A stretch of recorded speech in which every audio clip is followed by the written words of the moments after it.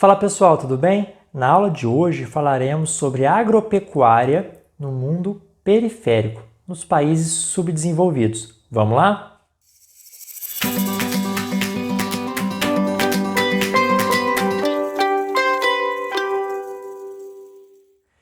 Pessoal, no mundo periférico, inclusive no Brasil, mesmo nos dias atuais, ainda a gente apresenta um espaço rural predominantemente formado por plantations, ou seja, aquele tipo de sistema agrícola empregado na época das colônias.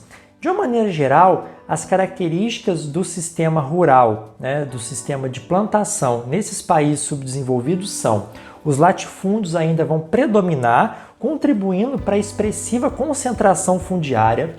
Os produtos de exportação continuam sendo a prioridade de produção, especialmente entre os latifúndios, As práticas monocultoras que levam ao esgotamento dos solos são comuns e nas fazendas menos mecanizadas há o predomínio de trabalhadores rurais desqualificados que exercem as suas atividades em condições precárias, comumente contratados para apenas o período de colheita, que é o caso dos boias-frias. Pessoal, desde o período colonial, as metrópoles europeias faziam esse tipo de processo exploratório com as suas colônias, mantendo latifúndios aqui, o que deixava essas colônias numa situação de miséria, de precariedade, de fome. Com o processo de independência, esse quadro não mudou. Essas colônias que agora se tornaram países continuam reproduzindo o mesmo processo chamado de plantations. A fome, a miséria, a falta de espaço para pequenas famílias no campo não mudou.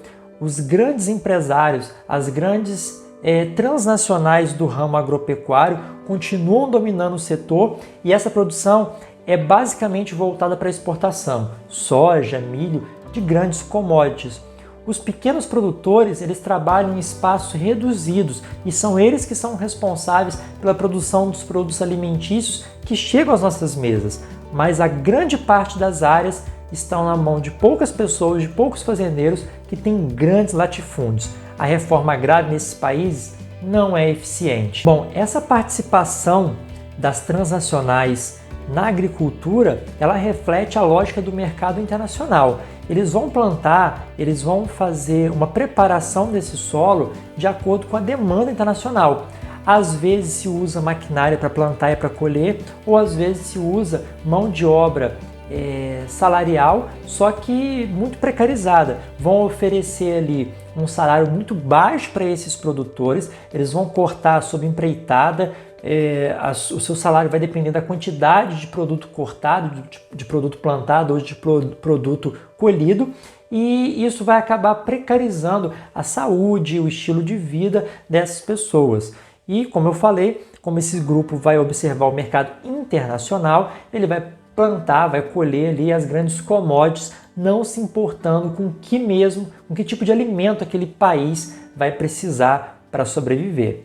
E uma característica marcante da agricultura desses países subdesenvolvidos é a quantidade de pessoas que praticam uma agricultura familiar. Essa agricultura familiar, geralmente, ela tem uma aplicação menor de tecnologias, ela utiliza pouco as máquinas e sim o grande trabalho das pessoas, dos membros da família, e a produção ela é destinada prioritariamente à subsistência e ao abastecimento dos mercados locais, ou seja, é a comida que chega na nossa mesa todos os dias. Bom, pessoal, e no mercado internacional, muitas vezes acontece ali uma verdadeira briga para que um país consiga vender esses produtos para outro, um país compre, venda, enfim, existe uma guerra mesmo nessa questão do comércio internacional. E muitas vezes esses países mais pobres, eles acabam ficando na desvantagem em relação aos países mais ricos, justamente pela prática do protecionismo. O que é essa prática do protecionismo?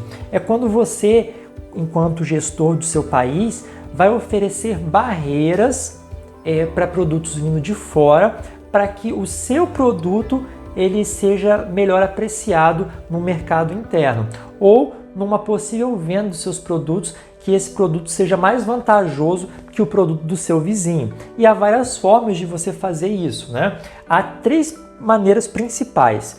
Quais são elas?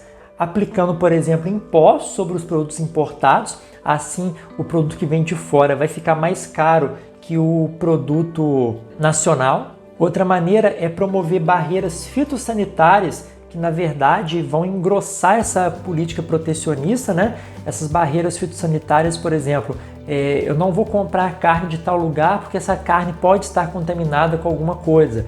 Às vezes nem está. O grande problema é justamente usar isso como desculpa para não comprar determinado produto vegetal de um país mais pobre para favorecer outros ou até mesmo o mercado interno.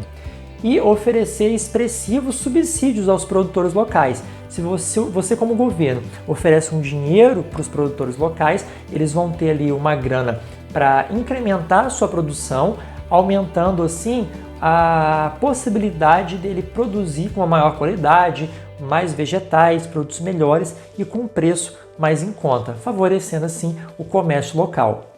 Existem, no entanto, algumas práticas protecionistas que são consideradas ilegais por muitos países, como é o caso do dumping, que é quando uma empresa ela vai abaixar, artificialmente os preços justamente para derrotar a concorrência. E aí depois, com a concorrência derrotada, ela volta a elevar esses preços a um nível mais absurdo para compensar o tempo em que ela baixou. É uma prática que é proibida. A formação de cartel também é outra prática que é proibida em muitos países. O que é isso? É quando empresas diferentes vão dividir o mercado e estabelecer acordos entre si. Porque quando você tem várias empresas vendendo o mesmo produto, você vai ter uma concorrência maior, os preços tendem a baixar. Mas se as empresas fizerem um acordo entre si, elas deixam os preços elevados e assim a população não tem opção de comprar a não ser aquele produto com um preço mais caro. E nós temos também os trusts, que são conglomerados de empresas que se fundem, abrem mão de sua independência legal, se fundem para dominar o mercado. Muitas dessas práticas são proibidas em alguns países e são consideradas práticas protecionistas, para proteger determinado ramo do mercado. Pessoal, essa foi a nossa aula de hoje, espero que tenham gostado. Por favor, curtam o vídeo, se não são inscritos no canal, se inscrevam. Até a próxima aula, tchau!